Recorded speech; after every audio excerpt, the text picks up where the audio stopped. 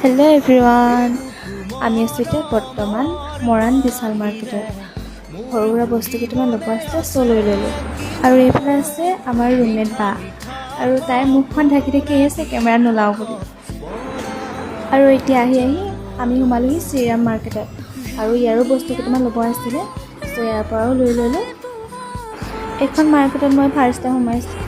তাৰ পৰা আহি আমি আইচক্ৰীম খাই ল'লোঁ আৰু এইবিলাক বস্তু কিনিলোঁ। এইফালে আকৌ আমি ৰুম পাই মেলি আকৌ যাব ওলালোঁ মাংস আনিবলৈ। বতৰটো বেয়া কৰি আছিলে আৰু আমি তিনিজনী একেটা ছাতিতে যাব ওলালোঁ। চাওকচোন বতৰটো কিমান বেয়া কৰি আছে। আৰু এইফালে আমি মাংস ল'বলৈ ৰৈ আছোঁ। ফাইনেলি মাংস লৈ ল'লোঁ